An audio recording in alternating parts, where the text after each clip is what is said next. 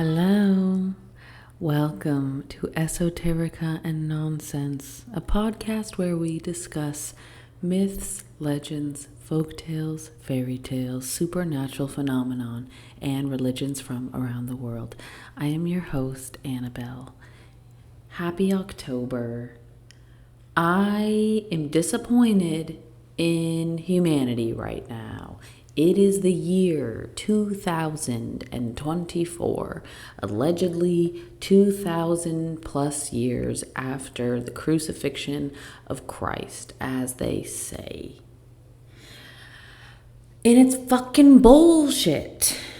I'm so disappointed that as grown adults, we justify murdering each other. You see that? The peppers next door are angry. The dogs next door are also sharing my feelings. It's unacceptable. It's truly unacceptable. The amount of energy it takes for a human body to be born is monumental. The amount of generations it took for that human to be born is monumental. There's so much trauma in the legacy of human history. So many wars, so many deaths, so much violation and abuse. And I have so much compassion for everyone because all of us have at least one ancestor who had a horrifying life. And we all have at least one ancestor that did horrifying things. That I can guarantee. All of us have that. But we are all born pure babies and we all die. We all eat and we all poop. And one thing that I do know is that human babies are not violent. And they're super, super pure. And they are super, super nice. And that baby version lives within us all. And I hope, I pray, and I manifest that as human beings, we can work through whatever it is that lives within our nervous system, within our triggers, within our epigenetic trauma to end the cycle of mass murder and mass violence. It's unacceptable and it's embarrassing. It's so embarrassing. It's so embarrassing. You know, I'm really inspired by plants because plants have like a Buddhist kind of life, you know, a lot of like stillness, a lot of passiveness, and yet are such vibrant beings and such active parts of the earth community. And I think it's a part of our human legacy that the modern colonization has really erased our connection with plants. I feel like people pick and choose what they choose to like believe in, and there has been scientific studies that have been going on for close to 100 years where they've been able to prove that plants are conscious beings. And people don't really care. They don't care about these scientific studies, you know?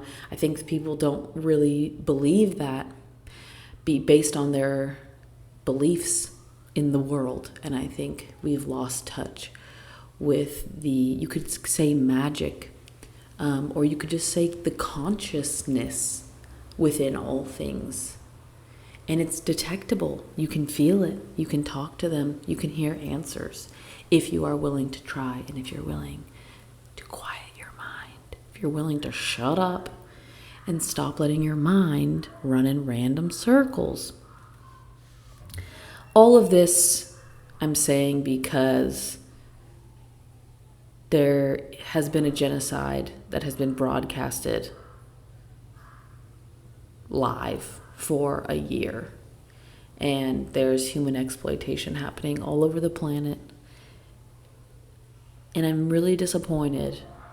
Really, really, really disappointed. Because it really doesn't have to be this way. And I know that my my dog's Peppers agree with me. They're barking in solidarity. I'm burning some Palo Santo right now so that we can feel nice together. So, because I have a heavy heart, I decided to tell a story about fairies, because fairies are very nice and mischievous and often live between realms. And that is something that resonates with me and something... Okay, Peppers.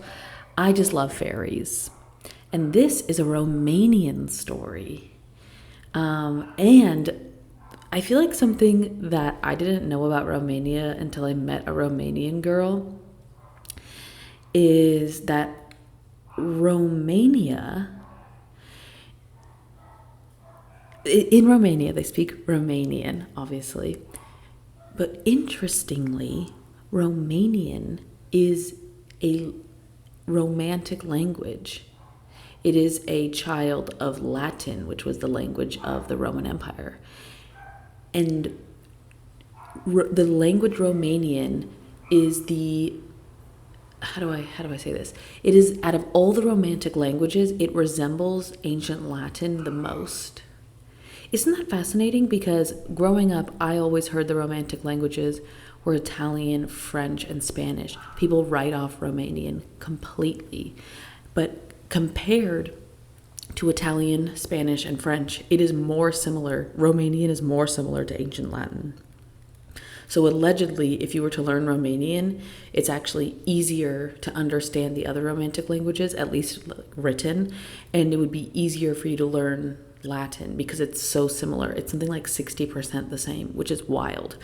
Another thing about Romania that is so interesting is it's incredibly, it's kind of like a melting pot of so many cultures around the Mediterranean, because throughout history it had been occupied by different empires. Of course, at one point the Roman Empire, and of course at one point the Ottoman Empire, but throughout history it had been occupied by different nations.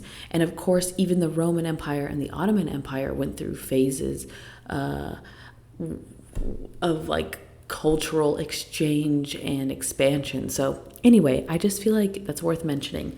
Another thing that's worth mentioning is that, from what I know, Romania has a lot of like witchy stuff going on in their culture. Of course, the legends of the vampires originating in Transylvania is a really common little witchy tale. But there's also a lot of lore of witchcraft in Romania. And there's a nomadic group of people known as the Romani who have their roots in India, but then of course over thousands of years traveled all throughout Europe and are known often by a slur that starts with the letter G. And, oh, do you hear that? It's starting to rain outside. Oh, I love the rain.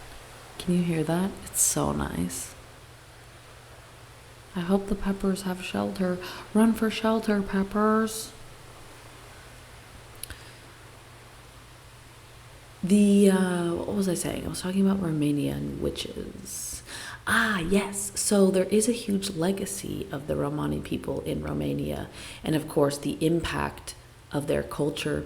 And so to this day, there are many women in Romania who consider themselves to be practicing witches. There is like a documentary I think like fucking Vice did, and like, take that with a grain of salt. However, in this documentary, they interview this woman, and she's very fascinating, and her full-time job is as a witch. But she like works internationally, so people will call her to do spells. I mean, like anything, like a fertility spell, like curses, and she'll do anything, and she just like names her price in euros, and people will send her money, and like she'll do it. She like casts spells all day. It was pretty crazy. You should check it out. And so yeah, I find Romania fascinating. I don't really know a lot about it, but I feel like it's a part of Europe that is often overlooked and forgotten. especially that it's kind of been through so many eras throughout history. Oh, peppers. There's a hurricane maybe like 40 miles off the coast right now, and I'm about 20 miles inland. So it's been like a little bit windy today and like gray with like some rain every now and then. So it's felt like really spooky. Perfect time for spooky season, baby. And the peppers are just expressing themselves today, which I'm so happy for them. Okay, peppers. Story time. Story time with Annabelle. Story time with Annabelle, everyone. Today we are going to hear the story of the Fairy of the Dawn.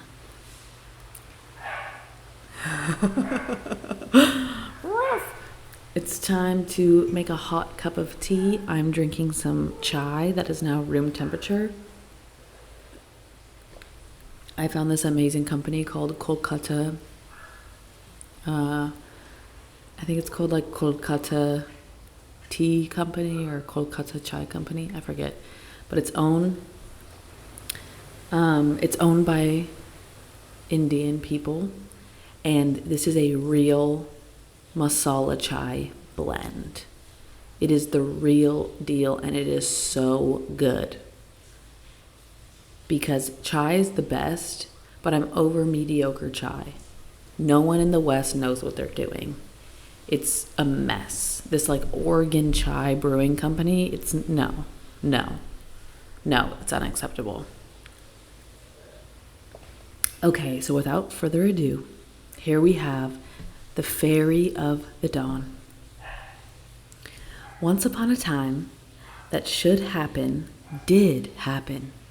And if it had not happened, this tale would have never been told. There was once an emperor, very great and mighty, and he ruled over an empire so large that no one knew where it began and where it ended. But if nobody could tell the exact extent of his sovereignty, everybody was aware that the emperor's right eye laughed, while his left eye wept. Oh my God, that's so deep. His right eye laughed and his left eye wept. R.I.P. Shout out to Left Eye. Rest in power. We love you. 1 or 2 men of valor had the courage to go and ask him the reason of this strange fact, but he only laughed and he said nothing. And the reason of the deadly enmity between his 2 eyes was a secret only known to the monarch himself. Ooh, what a mystery. And all the while the emperor's sons were growing up, and what sons they were, all 3 like the morning stars in the sky.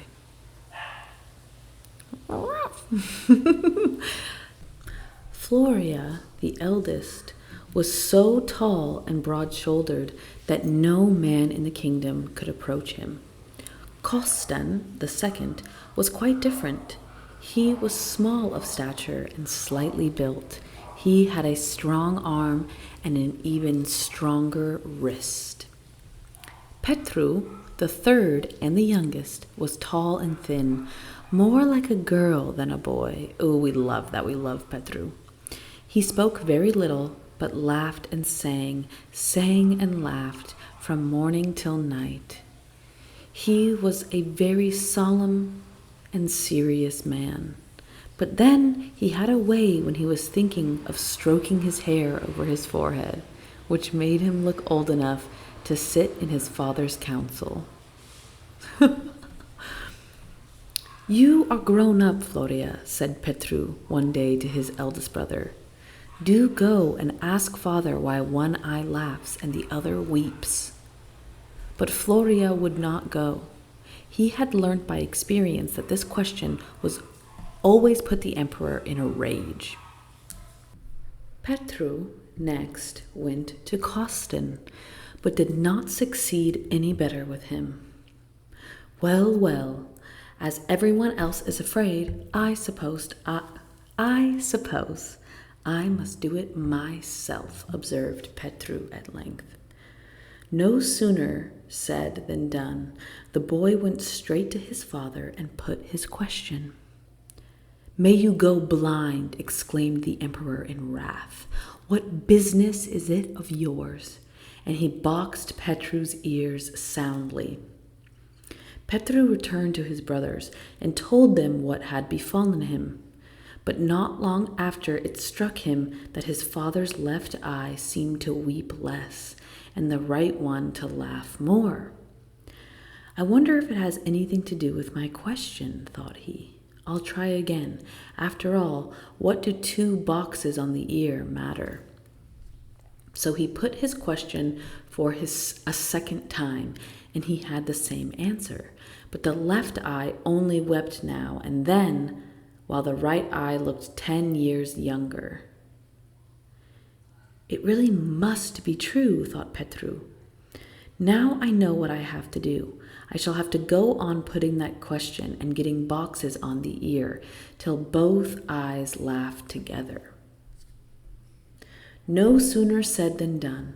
Petru never ever forswore himself. Petru, my dear boy, cried the emperor, both his eyes laughing together. I see you have got this on the brain. Well, I will let you into the secret. My right eye laughs when I look at my 3 sons and see how strong and handsome you all are. And the other eye weeps because I fear that after I die, you will not be able to keep the empire together and to protect it from its enemies. But if you can bring me water from the spring of the fairy of the dawn to bathe my eyes, then they will laugh forevermore, for I shall know that my sons are brave enough to overcome any foe. Thus spoke the emperor, and Petru picked up his hat and went to find his brothers. The 3 young men took counsel together and talked the subject well over, as brothers should do. And the end of it was that Floria, as the eldest, went to the stables, chose the best and handsomest horse they contained, saddled him, and took leave of court. I am starting at once, said he to his brothers, and if after a year, a month, a week, and a day I have not returned with the water from the spring of the fairy of the dawn, you, Costin, had better come after me. So saying, he disappeared round a corner of the palace. For 3 days and 3 nights he never drew rein. Like a spirit, the horse flew over mountains and valleys till he came to the borders of the empire. Here was a deep, deep trench that girdled at the whole way round, and there was only a single bridge by which the trench could be crossed. Floria made instantly for the bridge, and there pulled up to look around him once more and take leave of his native land. Then he turned, but before him was standing a dragon. Oh, such a dragon! A dragon with 3 heads and 3 horrible faces, all with their mouths wide open, one jaw reaching to heaven and the other to earth. Oh, yeah, baby, a 3-headed dragon. This is what I'm talking about. I already know what's going to happen. He's going to try to kill it. I mean, literally, has it ever occurred to anyone to become the dragon's friend? And then you have a dragon as a friend? Hello? These people are brand new.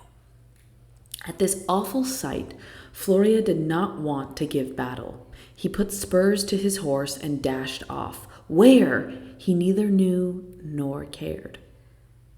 The dragon heaved a sigh and vanished without leaving a trace behind him. Oh, okay, well, that's a surprise. A week went by.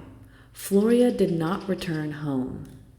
2 passed, and nothing was heard of him. After a month, Costin began to haunt the stables and to look out for a horse for himself. At the moment of the year, the month, the week, and the day were over, Costin mounted his horse and took leave of his youngest brother. If I fail, "Then you come," said he, and he followed the path that Floria had taken. The dragon on the bridge was more fearful, and his 3 heads more terrible than before, and the young hero rode away still faster than his brother had done. Nothing was heard either of him or Floria, and Petru remained alone. "I must go after my brothers," said Petru one day to his father. "Go then," said his father, "and may you have better luck than they." And he bade farewell to Petru, who rode straight into the borders of the kingdom. The dragon on the bridge was yet more dreadful than the one Floria and Costin had seen, for this one had 7 heads instead of only 3. Petru stopped for a moment when he caught sight of this terrible creature. Then he found his voice. "Get out of the way," cried he. "Get out of the way," he repeated again, as the dragon did not move. "Get out of the way." And with this last summons, he drew his sword and rushed upon him. In an instant, the heavens seemed to darken round him, and he was surrounded by fire. Fire to right of him, fire to left of him, fire to front of him, fire to rear of him, nothing but fire whichever way he looked. For the dragon's 7 heads were vomiting flame, with bits of sick. The horse neighed and reared at the horrible sight, and Petru could not use the sword he had in readiness. "Be quiet. This won't do," he said, dismounting hastily, but holding the bridle firmly in his left hand and grasping his sword in his right. But even so he got on no better, for he could see nothing but fire and smoke. "There is no help for it. I must go back and get a better horse," said he, and he mounted again and rode homewards. At the gate of the palace, his nurse, old Birsha, was waiting for him eagerly. "Ah, Petru, my son, I knew you would have to come back," she cried. "You did not set about the matter properly." "How ought I have to set about it?" asked Petru, half angrily, half sadly. "Look here, my boy," replied old Birsha. "You can never reach the spring of the Fairy of the Dawn unless you ride the horse which your father, the emperor, rode in his youth. Go and ask where it can be found, and then mount it and off be with you." Petru thanked her heartily for her advice and went at once to make inquiries about the horse. "By the light of my eyes," exclaimed the emperor when Petru had put his question, "who has told you anything about that?" "It must have been that old witch of Birsha. Have you lost your wits? 50 years have passed since I was young, and who knows where the bones of my horse may be rotting, or whether a scrap of its reins still lie in his stall. I have forgotten all about him long ago." Petru turned away in anger and went back to his old nurse. "Do not be cast down," she said with a smile. "If that is how the affair stands, all will go well. Go and fetch the scrap of the reins. I shall soon know what must be done." The place was full of saddles, bridles, and bits of leather. Petru picked out the oldest, blackest, and most decayed pair of reins and brought them to the old woman, who murmured something over them and sprinkled them with incense and held them out to the young man. "Take the reins," said she, "and strike them violently against the pillars of the house." Petru did what he was told, and scarcely had the reins touched the pillars when something happened. How, I have no idea. But it made Petru stare with surprise.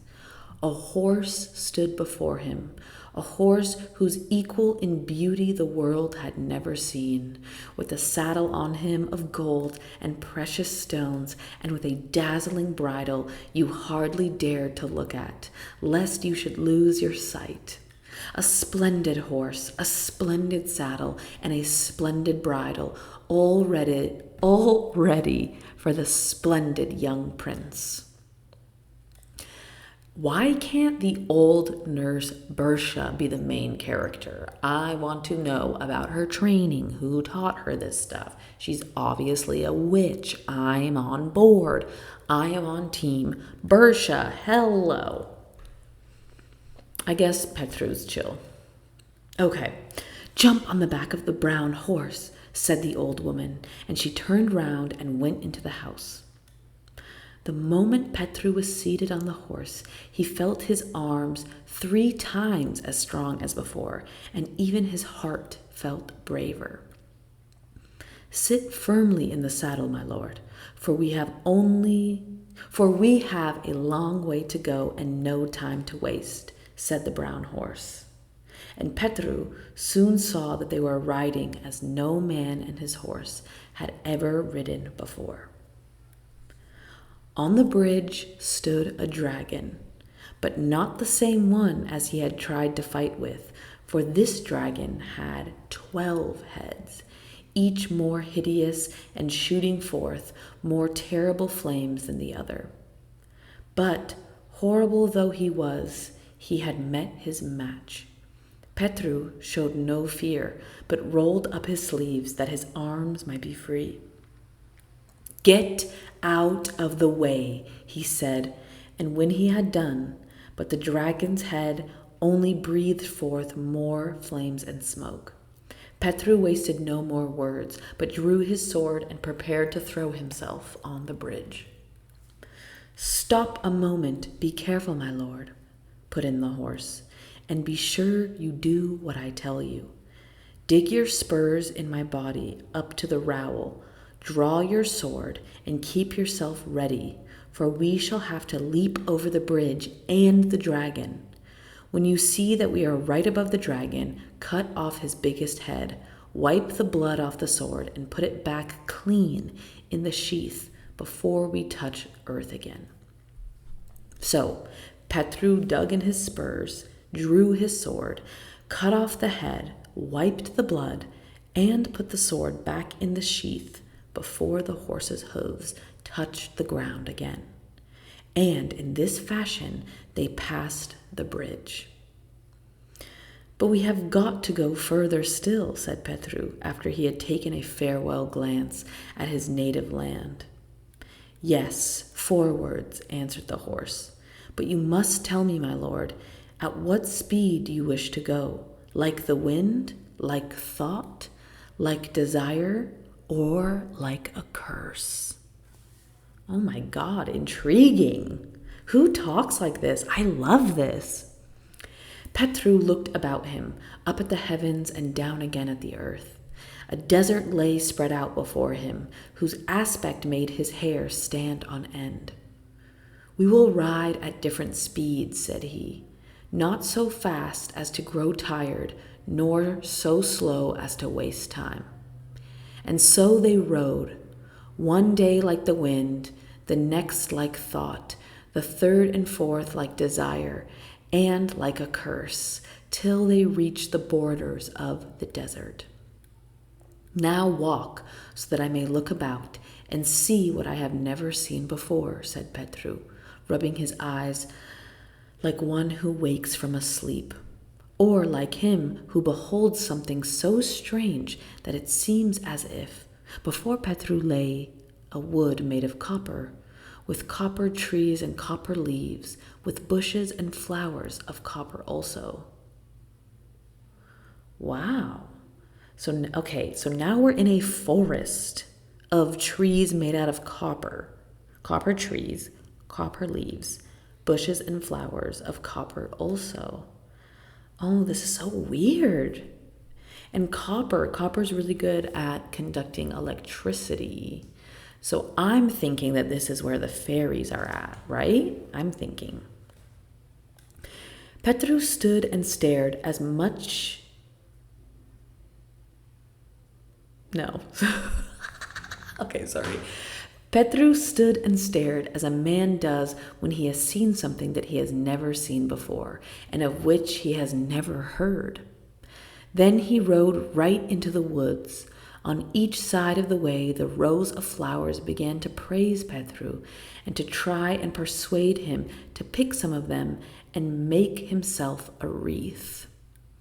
"Take me, for I'm lonely and can give strength to whoever plucks me," said one of the flowers.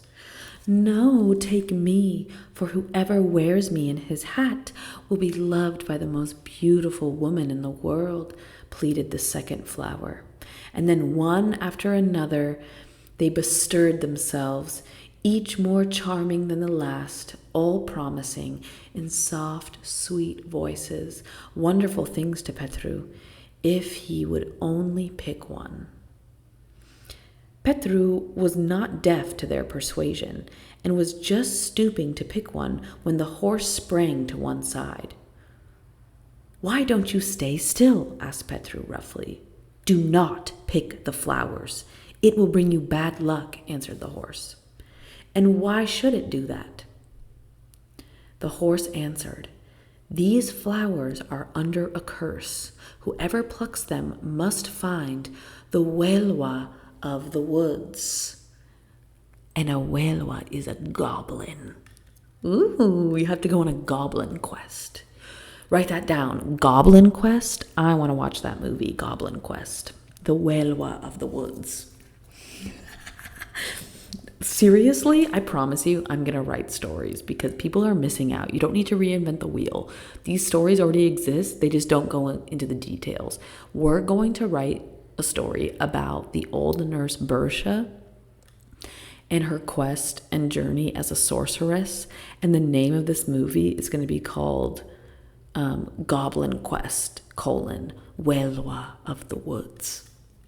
Boom. What kind of a goblin is a Welwa?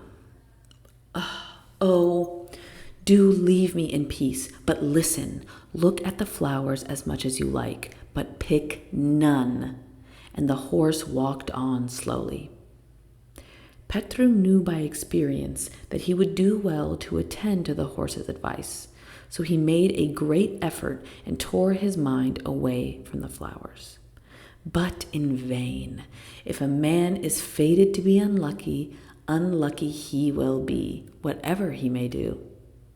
The flowers went on beseeching him, and his heart grew ever weaker and weaker. "What must come will come," said Petru at length. "At any rate, I shall see the Welwa of the woods. What she is like, and which way I had best fight her. If she is ordained to be the cause of my death, well, then so it shall be. But if not, I shall conquer her, though she were 1,200 Welwas." And once more he stooped down to gather the flowers. This bitch. Human men, am I right? "You have done very wrong," said the horse sadly. "But it can't be helped now. Get yourself ready for battle, for here is the Welwa." Hardly had he done speaking, scarcely had Petru twisted his wreath, when a soft breeze arose on all sides at once.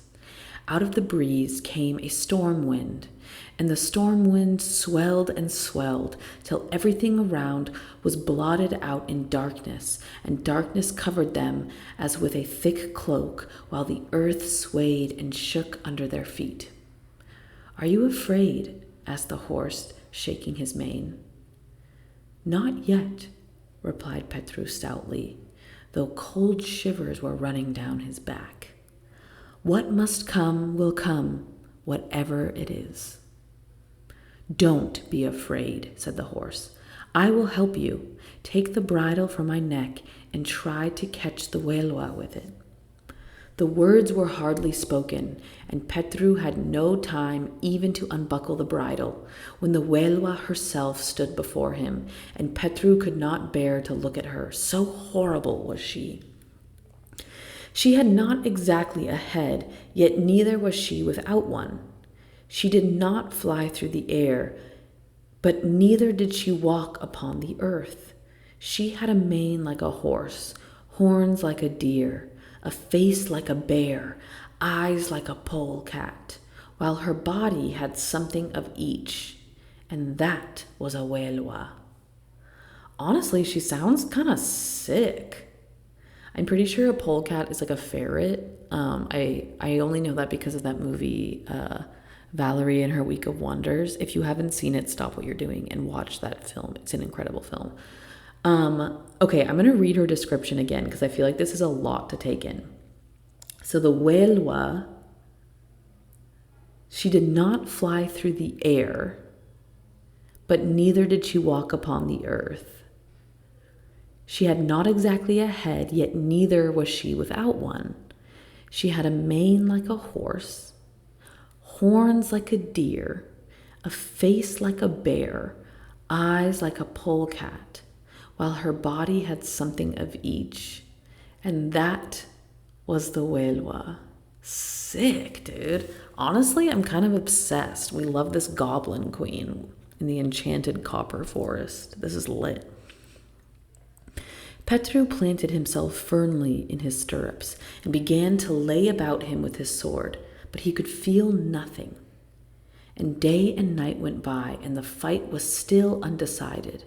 But at last the Welwa began to pant for breath. "Let us wait a little while and rest," gasped she. Petru stopped and lowered his sword. "You must not stop an instant," said the horse, and Petru gathered up all his strength and laid about him harder than ever. The Welwa gave a neigh like a horse and a howl like a wolf, and threw herself afresh on Petru. For another day and night the battle raged more furiously than before, and Petru grew so exhausted he could scarcely move his arm. "Let us wait a little and rest," cried the Welwa for a second time, "for I see you are as weary as I am." "You must not stop for an instant," said the horse. And Petru went on fighting, though he barely had strength to move his arm. But the Welwa had ceased to throw herself upon him, and began to deliver her blows cautiously, as if she had no longer the power to strike. And on the third day they were still fighting, but as the morning sky began to redden, Petru somehow managed, how I cannot tell, to throw the bridle over the head of the tired Welwa, and in a moment from the Welwa sprang a horse, the most beautiful horse in the world. "Sweet be your life, for you have delivered me from my enchantment," said he, and began to rub his nose against his brother's. And he told Petru all of his story and how he had been bewitched for many years. So Petru tied the Welwa to his own horse, and he rode on. Where did he ride? That I cannot tell you, but he rode on fast till he got out of the copper woods. "Stay still and let me look about and see what I have never seen before," said Petru again to his horse.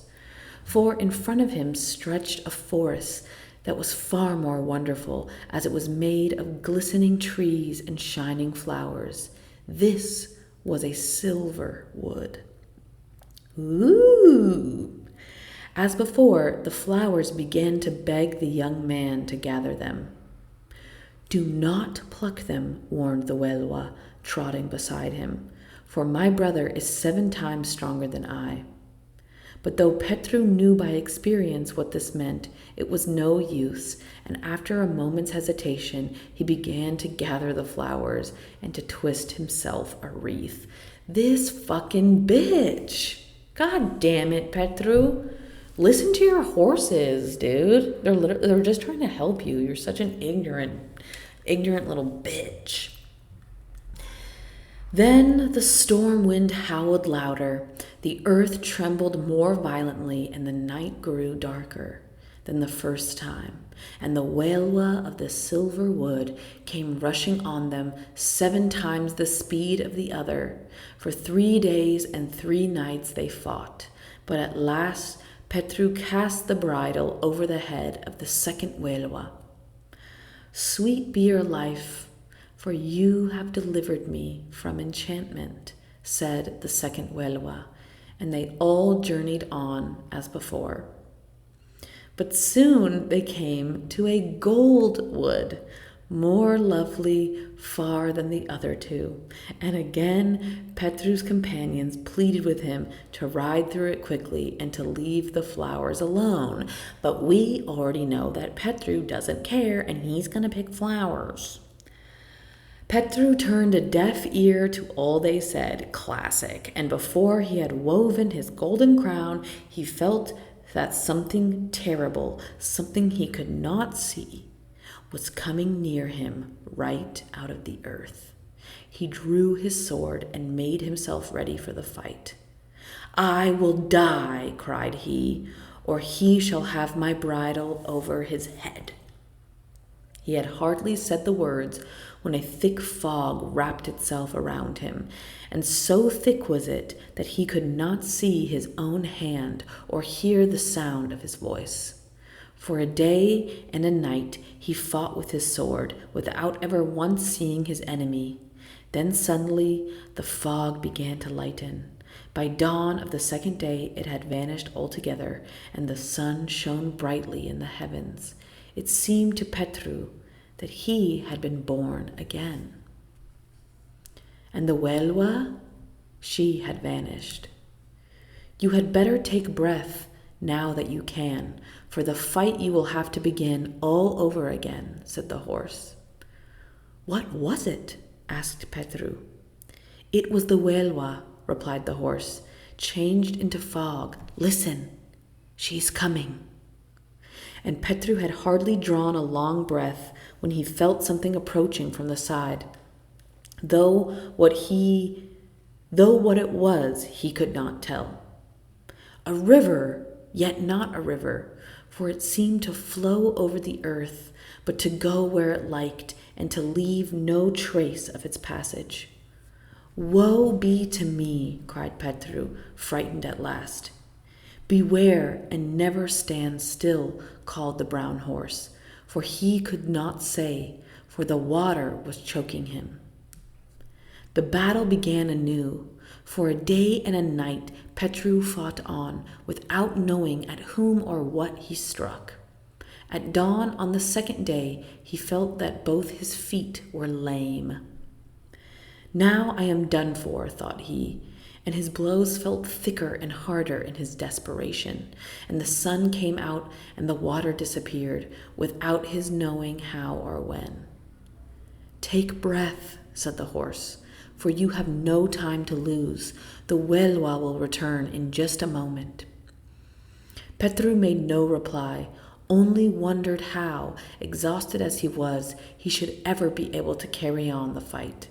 But he settled himself in his saddle, he grasped his sword, and he waited. And then something came to him. What? I cannot tell you. Perhaps in his dreams a man may see a creature, which was what he had not got, and has not got what it was. At least that was what the Welwa seemed like to Petru. She flew with her feet and walked with her wings. Her head was in her back, and her tail was on the top of her body. Her eyes were in her neck in her forehead, and how to describe her further I do not know. Pardon me. Petru felt for a moment as if he was wrapped in a garment of fear. Then he shook himself and took heart and fought as he had never fought before. As the day wore on, his strength began to fail, and when the darkness fell, he could hardly keep his eyes open. But midnight he knew he was no longer on his horse, but standing on the ground, though he could not have told how he got there.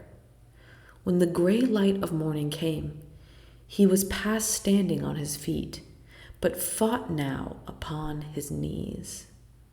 Make one more struggle. It's nearly over now, said the horse, seeing that Petru's strength was waning fast. Petru wiped the sweat from his brow with his gauntlet, and with a desperate effort rose to his feet. Strike the Welwa on the mouth with the bridle, said the horse, and Petru did it. The Welwa uttered a neigh so loud that Petru thought he himself would be deaf for life. And then, though she too was nearly spent, flung herself upon her enemy. But Petru was on the watch and threw the bridle over her head, and she rushed on, so that when the day broke, there were 3 horses trotting beside him. May your wife be the most beautiful of women, said the Welwa, for you have delivered me from my enchantment. So the 4 horses galloped fast, and by nightfall they were at the borders of the golden forest. Then Petru began to think of the crowns that he wore and what they had cost him. Yeah, he's wearing 3 flower wreaths now. A copper flower wreath with a silver flower wreath on top, and then a gold one on top of that. So he's iced out. After all, what do I want with so many? I will keep the best, he said to himself, and taking off the copper crown and then the silver, he threw them away. This fucking guy. Stay, cried the horse. Do not throw them away. Perhaps we shall find them of use. Get down and pick them up. Yeah, for real. So Petru got down and picked them up, and they all went on. Yeah, finally he's listening to the horse. Dude, this guy is tripping. In the evening, when the sun is getting low and all the midges are beginning to bite. What's a midge? Is that like a bug? I need to know. Midge. A mosquito. Got it. I've never heard that. Oh no, okay, a midge is a small fly, including species of several families of non-mosquito Nematocrin diptera. Okay, it's a small fly. Got it. So glad we looked it up. Never heard that. Okay, in the evening when the sun is getting low and all the midges are beginning to bite, Peter saw a wide heath stretching before him. At the same instant, the horse stood still of itself. What is the matter? Asked Petru. I am afraid that something evil will happen to us, answered the horse. But why should it? We are going to enter the kingdom of the goddess Mittwoch. Mittwoch is a German word. It's the feminine form of Mercury. Ooh, Mittwoch. I've never heard this word. Okay, let's look up Mittwoch. Mittwoch. Mittwoch. I guess in German it'd be like Mittwoch. Mittwoch meaning literally middle of the week. Becoming a masculine in early German, blah, blah, blah, blah, blah. Wow.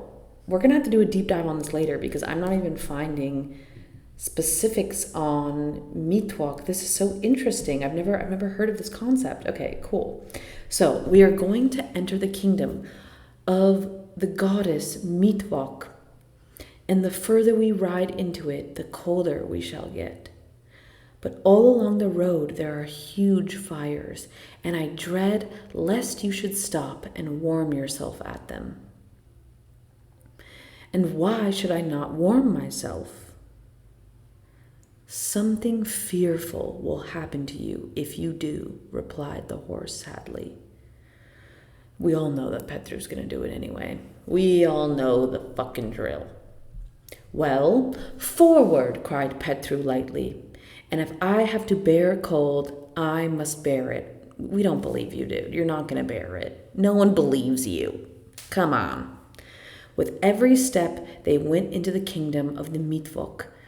The air grew colder and more icy, till even the marrow in their bones was frozen. But Petru was no coward. The fight he had gone through had strengthened his powers of endurance, and he stood the test bravely.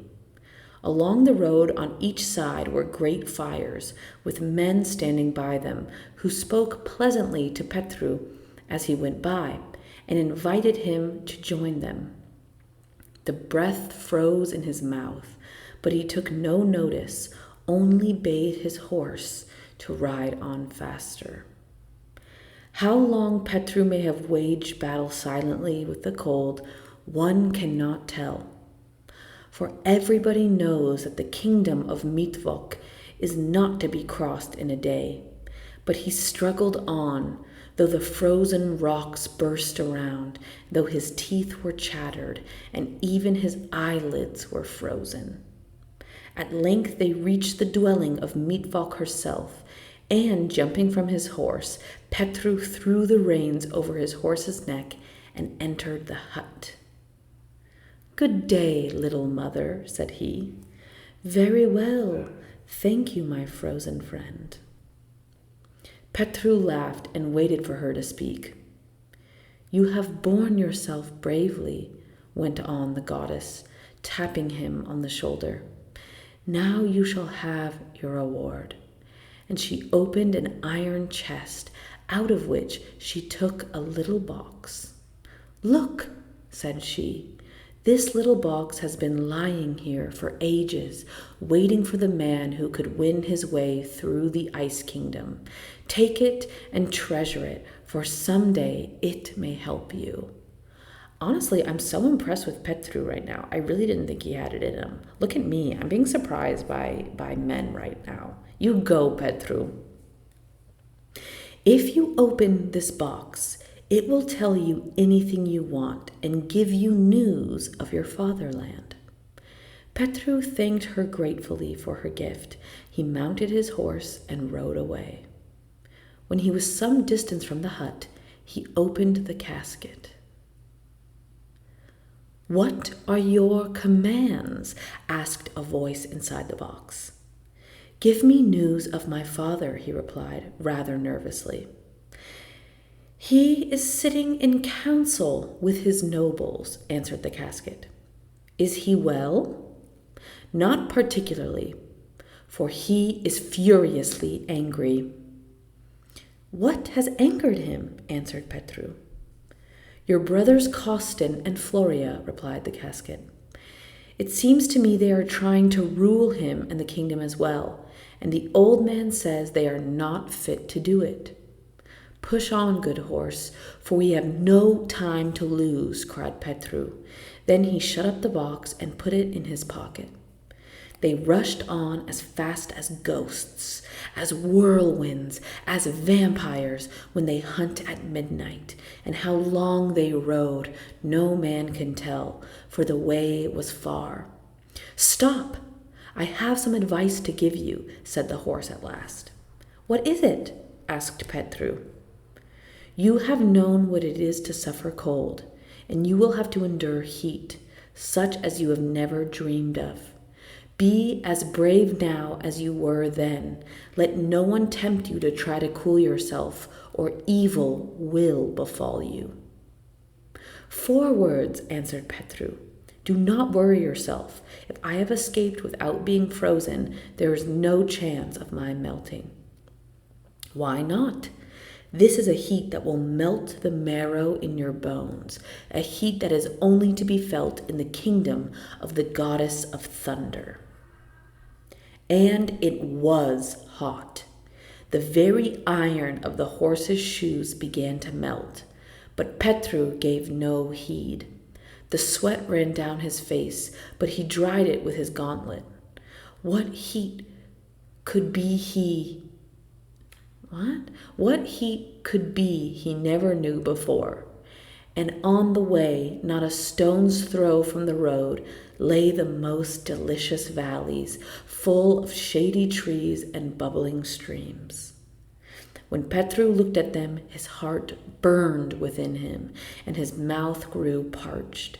And standing among the flowers were lovely maidens who called to him in soft voices, till he had to shut his eyes against their spells.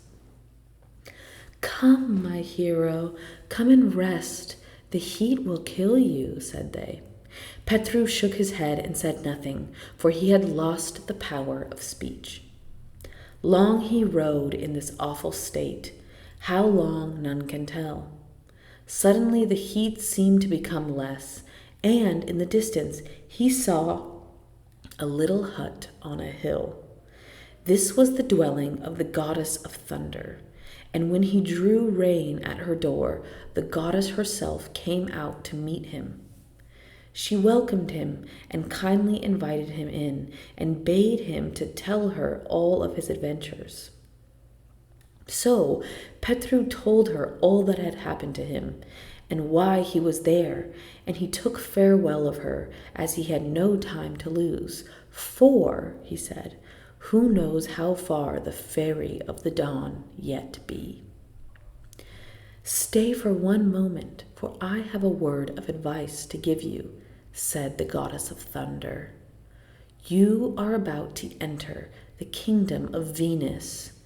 Go and tell her, as a message from me, that I hope she will not tempt you to delay.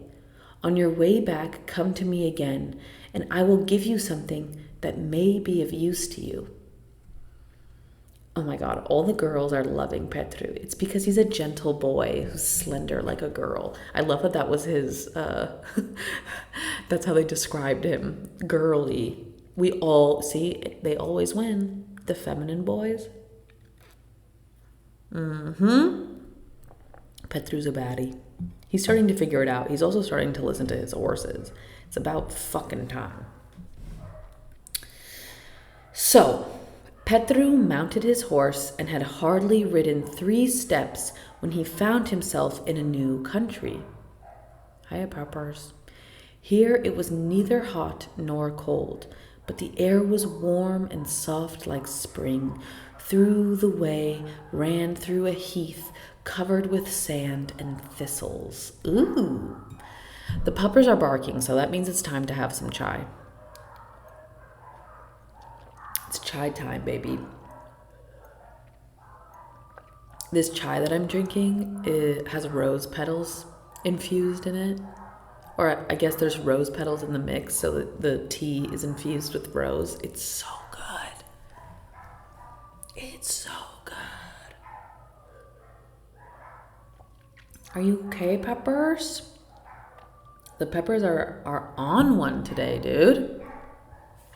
Peppers. Okay. So, where are we? We're in this land that is neither hot nor cold. The air's warm and soft like spring. And he comes across a heath covered with sand and thistles. "What can that be?" asked Petru, when he saw a long, long way off, at the very end of the heath, something resembling a house. "That is the house of the goddess Venus," replied the horse. "And if we ride hard, we may reach it before dark." And he darted off like an arrow, so that as twilight fell, they found themselves nearing the house. Petru's heart leaped at the sight, for all the way along he had been followed by a crowd of shadowy figures who danced about him from right to left and from front to back, and Petru, though a brave man, felt now then the thrill of fear. Ooh, this is so freaky deaky, baby. "They won't hurt you," said the horse. "They are just the daughters of the whirlwind, amusing themselves while they are waiting for the ogre of the moon." The ogre of the moon. Literally, this is so good. This is so fun. I love this story. Tell me more about the ogre of the moon. Sign me up. Then he stopped in front of the house, and Petru jumped off and went to the door.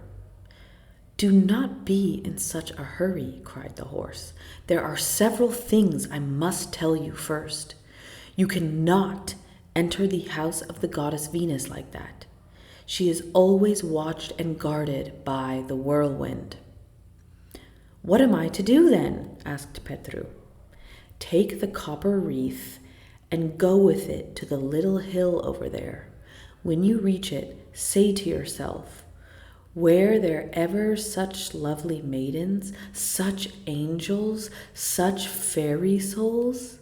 Then hold the wreath high into the air and cry, 'Oh, if I knew whether anyone would accept this wreath from me, if only I knew,' and throw the wreath away from you." "And why should I do all of this?" asked Petru. "Ask no questions, but go and do it," replied the horse. Yeah, literally, dude, stop questioning your horse. Your horse has been looking out for you this whole flippin' time. Like, just do as the horse says, Petru. And Petru did. He finally is listening to the horse. Thank you. Shit. Scarcely had he flung away the copper wreath than the whirlwind flung himself upon it and tore it into pieces. Then Petru turned once more to the horse. "Stop!" cried the horse again. "I have other things to tell you. Take the silver wreath and knock it at the windows of the goddess Venus. When she says, 'Who is there?' answer that you have come on foot and lost your way in the heath. She will then tell you to go your way back again, but take care not to stir from the spot.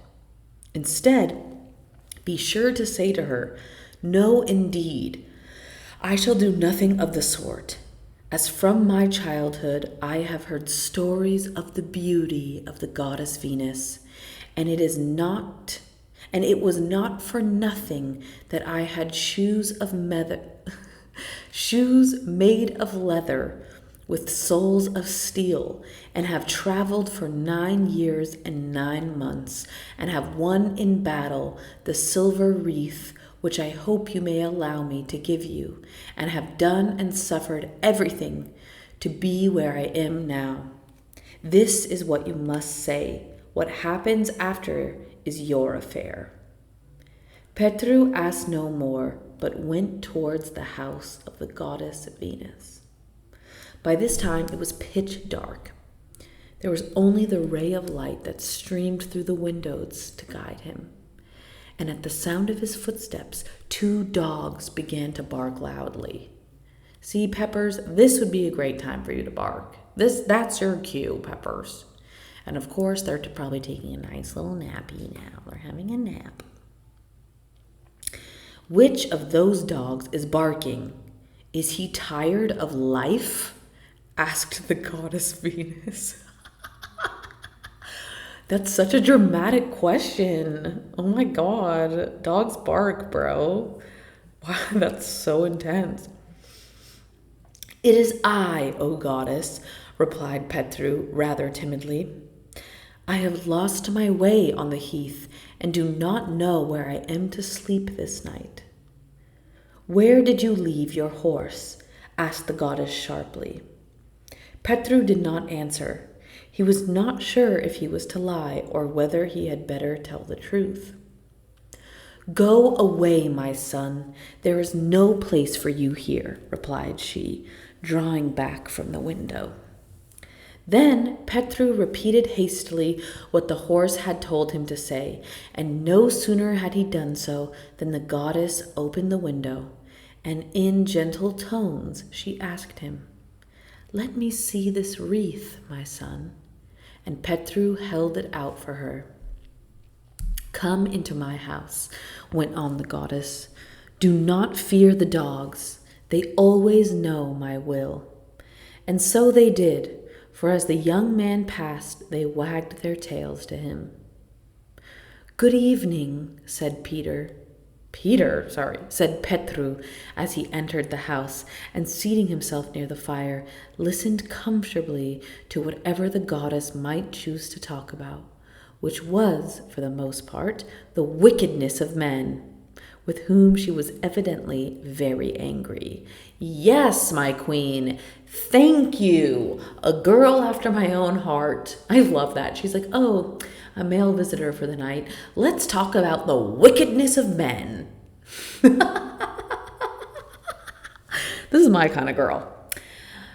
But Petru agreed with her in everything, as he had been taught was only polite. But was anybody ever so old as she? I do not know why Petru devoured her so with his eyes, unless it was to count the wrinkles on her face. If so, he would have had to have... No. Sorry. But if so, he would have had to live 7 lives, and each life 7 times the length of an ordinary one, before he could have counted every wrinkle on her face. Okay, damn. Everyone just always hates on older women. Just relax. She's old. We get it. But Venus was joyful in her heart when she saw Petru's eyes fixed upon her. "Nothing was that is in the world was not a world when I was born," said she. What? I need to read that again. "Nothing was that is, and the world was not a world when I was born," said she. "When I grew up and the world came into being, everyone thought I was the most beautiful girl that ever was seen, though many hated me for it. But every 100 years there came a wrinkle on my face, and now I am old." Then she went on to tell Petru that she was the daughter of an emperor, and their nearest neighbor was the Fairy of the Dawn, with whom she had had a violent quarrel. And with that she broke out into a loud abuse of her. Petru did not know what to do. He listened in silence for the most part, but now and then he would say, yes, you must be very badly treated, just for politeness' sake. What more could he do?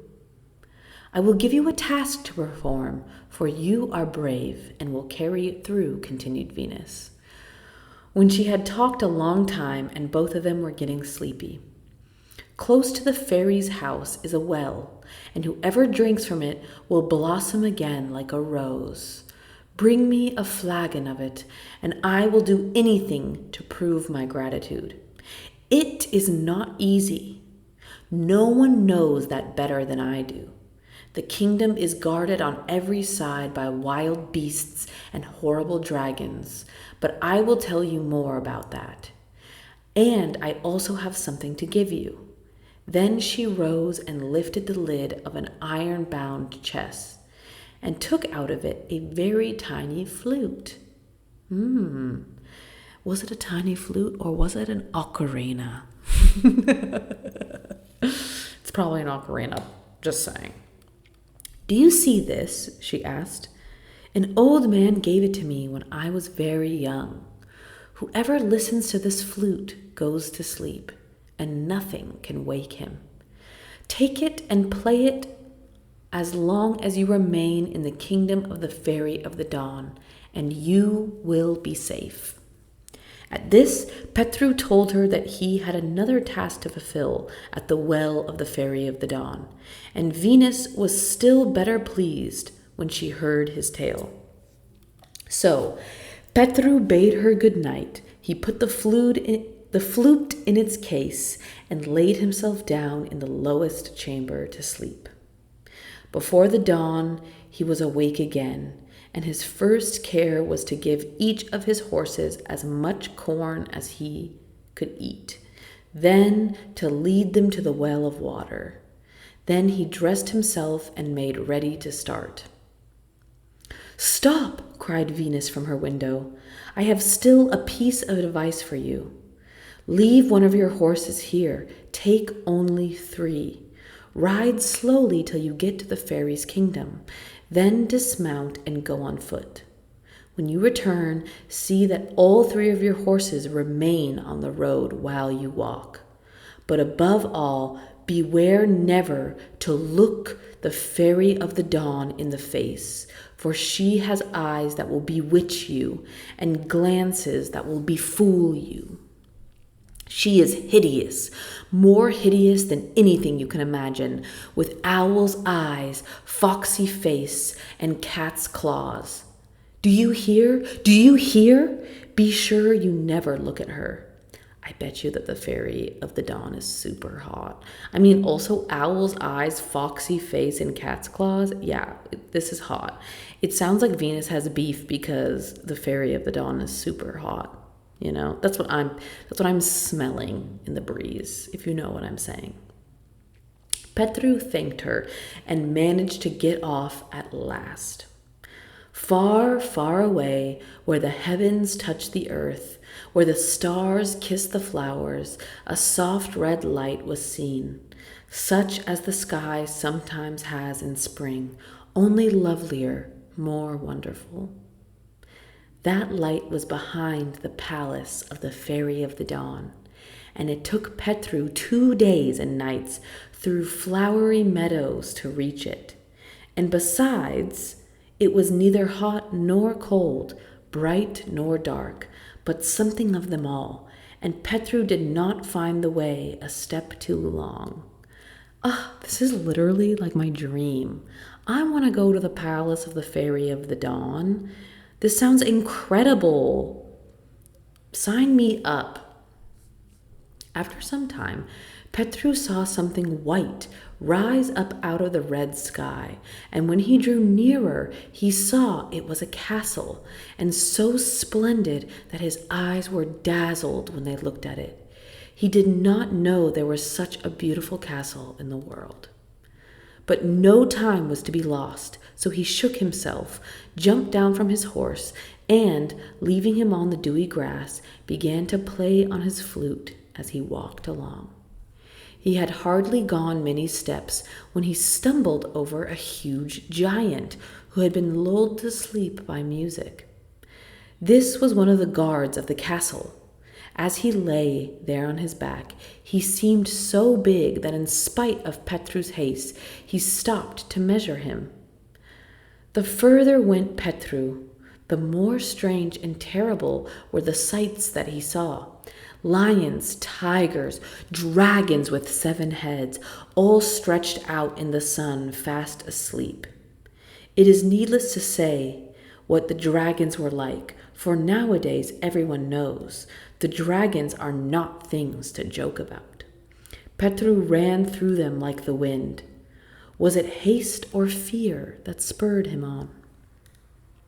At last he came to the river, but let nobody think for a moment that this river was like that of other rivers. Instead of water, there flowed milk, and the bottom was of precious stones and pearls instead of sand and pebbles. And it ran neither fast nor slow, but both fast and slow together. And the river flowed round the castle, and on its banks slept lions with iron teeth and claws, and beyond were gardens such as only the Fairy of the Dawn can have, and on the flowers slept a fairy. All this saw Petru from the other side. Yeah, stop hating on the fairy land. Like, they're trying to make us afraid. I am not afraid. This is beautiful. If you're a human venturing in here and you happen to die, it's a sacrifice to this beautiful land. Let them eat you or do whatever. Fairies, lions, dragons, fairies sleeping on flowers. This is so beautiful. But how was he to get over? Get over the Milk River.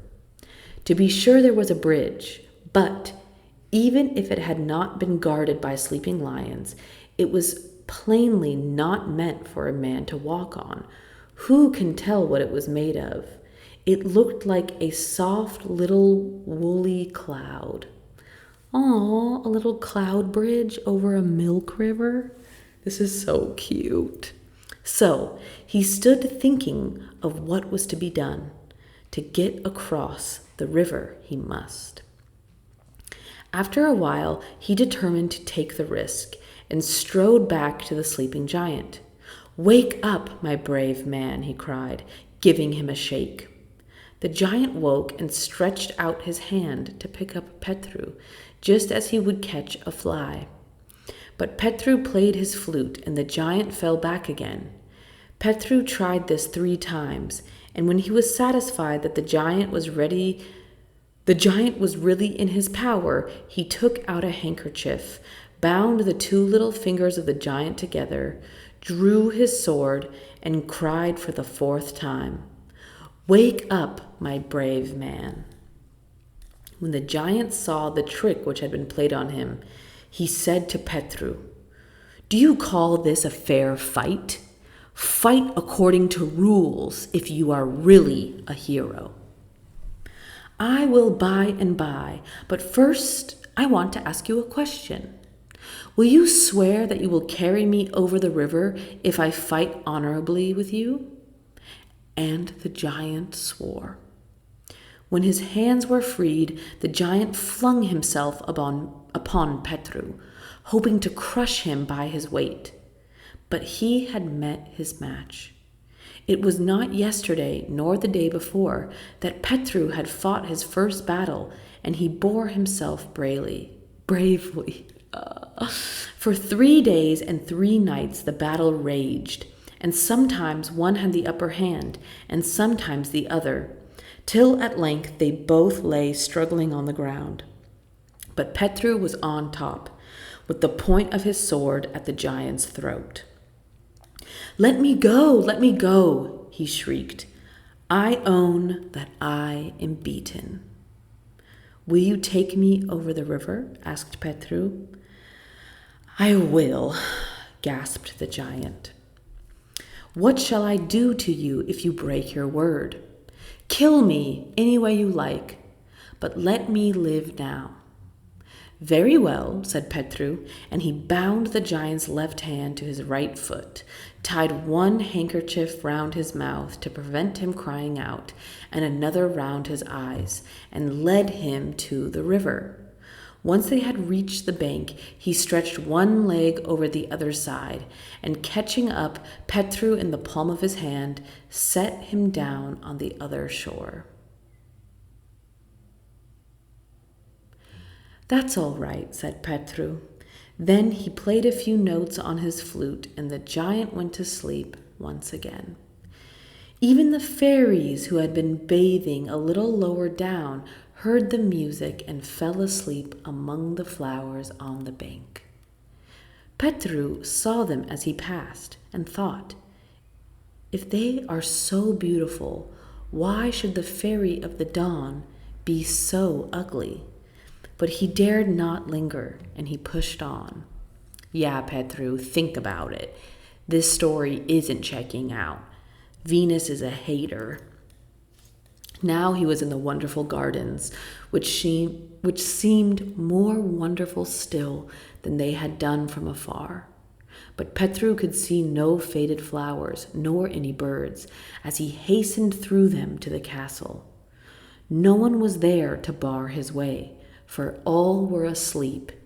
Even the leaves had ceased to move. He passed through the courtyard and entered the castle itself. What he beheld there need not be told, for all the world knows that the palace of the Fairy of the Dawn is no ordinary place. Gold and precious stones were as common as wood within us. Were as common as wood is with us. And the stables where the horses of the sun were kept were more splendid than the palace of the greatest emperor in the world. Petru went up the stairs and walked quickly through 48 rooms hung with silken stuffs and all empty. In the 49th, he found the Fairy of the Dawn herself. In the middle of the room, which was as large as a church, Petru saw the celebrated well that he had come so far to seek. It was a well just like other wells, and it seemed strange that the Fairy of the Dawn should have it in her own chamber, yet anyone could tell it had been there for hundreds of years. And by the wall slept the Fairy of the Dawn, the Fairy of the Dawn herself. And as Petru looked at her magic flute, dropped by his side and held his breath. Near the wall was a table on which stood bread made with doe's milk and a flagon of wine. It was the bread of strength and the wine of youth, and Petru longed for them. He looked once at the bread and once at the wine, and then at the Fairy of the Dawn still sleeping on her silken cushions. That's so interesting. The bread is made with the milk of a deer. That's kind of amazing. I mean, I guess that makes sense because deer are like forest spirits. This is so trippy, dude. As he looked, a mist came over his senses. The fairy opened her eyes slowly and looked at Petru, who lost his head still further. But he just managed to remember his flute, and a few notes of it sent the fairy to sleep again, and he kissed her thrice. Then he stooped and laid his golden wreath upon her forehead. He ate a piece of the bread and drank a cupful of the wine of youth, and this he did 3 times over.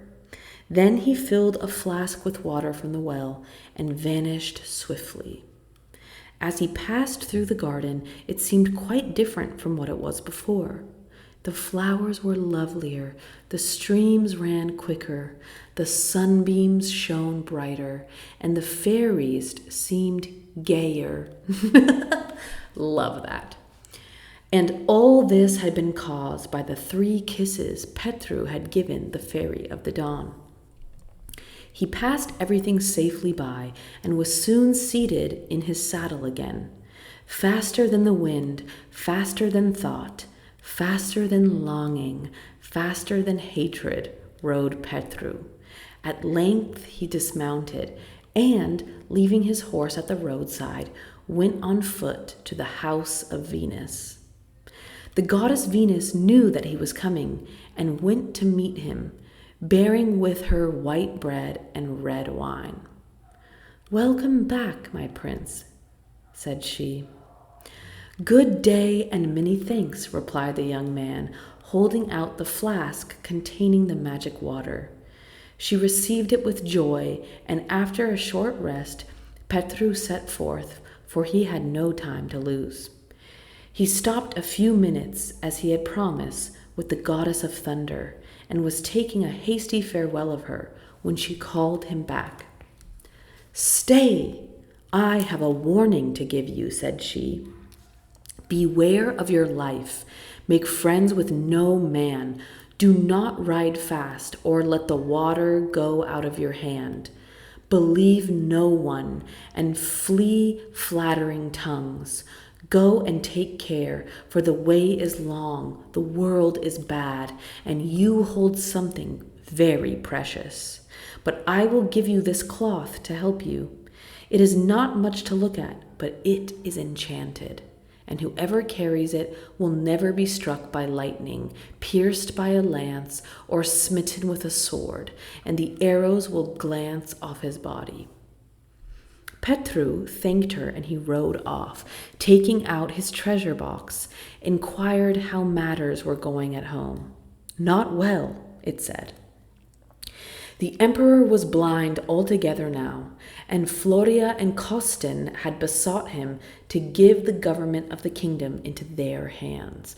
But he would not, saying that he did not mean to resign the government till he had washed his eyes from the well of the Fairy of the Dawn. Then the brothers had gone to consult old Bersha, the nurse, our little magical sorceress lady, who told them that Petru was already on his way home bearing the water.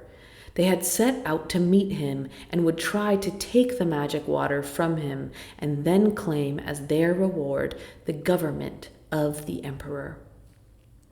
"You are lying!" cried Petru angrily, throwing the box on the ground, where it broke into 1,000 pieces. Silly little Petru. Yeah, your brothers, anyone could backstab you if they wanted to. It's a sad, sad, sad fact. But the good Peppers always got your back. And sadly, his bros are not his real Peppers.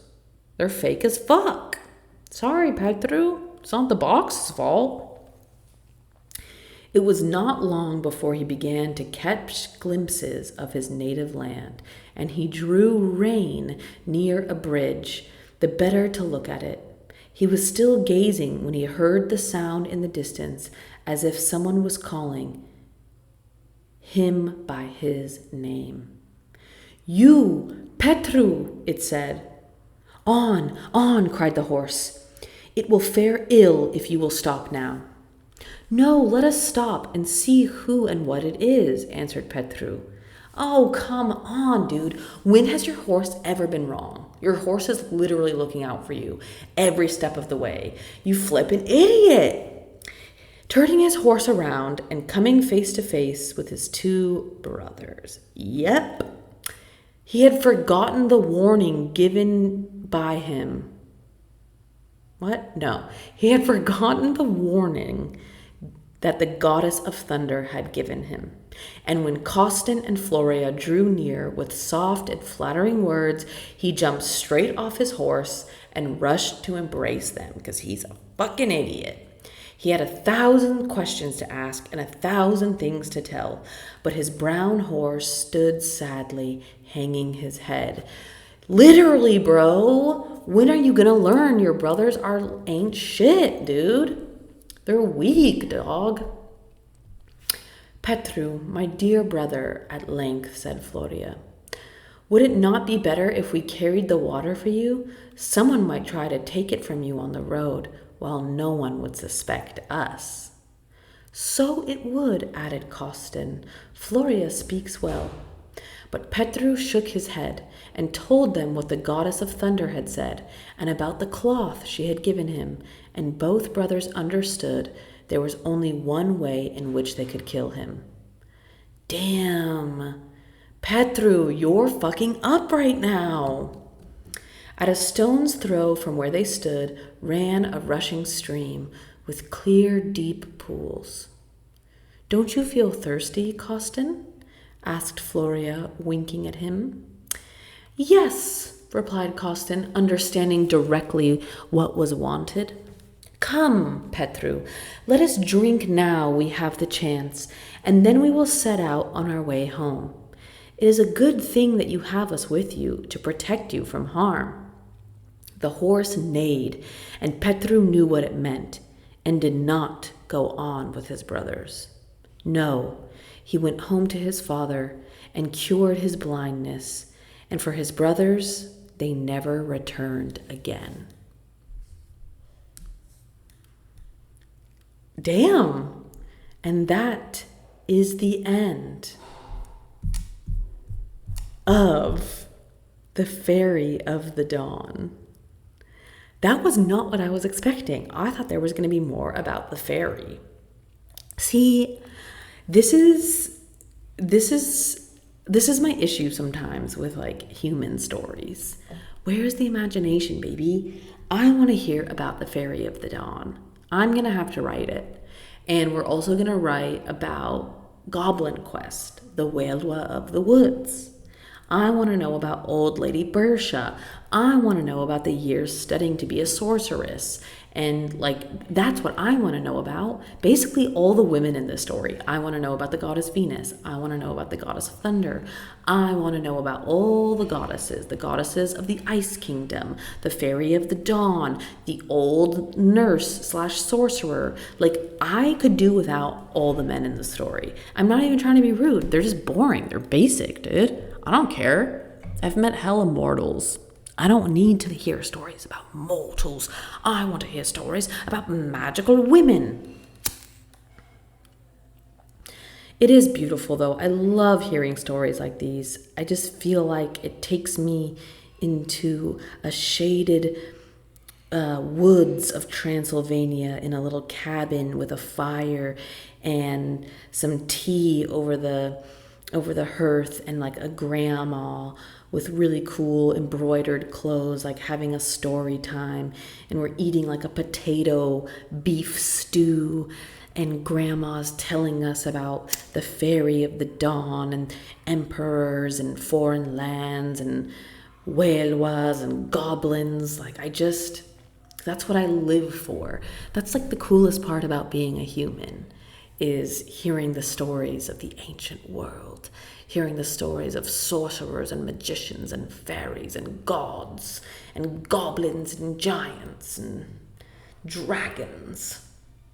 I really do think, though, that through fear we have really alienated ourselves. Like, I really do feel it's just like any wild animal. If you're chill and you have good energy, you could be friends with a dragon, you could be friends with a snake, you could be friends with a lion. Like, just be chill, dude. If you're being antagonized by all the wildlife, it's because your energy sucks, bro. Or they're super hungry because you've killed all of the animals they usually hunt. Like, it's not rocket science. That's the stories I want to hear about. I want to hear the stories about a magical maiden who's studying magic, who gets to be friends with the dragons and gets to be friends with the fairies and gives therapy to the goddess who's really, really jealous that she's old and hates the fairy for being pretty, you know? Like, this could have gone so many different ways. But you best believe those stories are coming at you eventually. If someone has to write them, so it's going to be me. Thank you so much for listening. I have some really cool, interesting episodes coming up. I'm really, really excited about them. If you enjoy this podcast, I highly recommend maybe joining Patreon, giving a monthly donation. It really helps me make more content. I also have merch on my online store, which is in my show notes. I also am going to start putting more guided meditations up on my Patreon, so that's going to be really cool. There's going to be exclusive content. This is all exciting stuff. I have so much appreciation for you for listening. I hope that you are taking such good care of yourself, and I hope that you have a beautiful day, an incredible life, and that the fairies smile upon you. Over and out, baby boo-boo.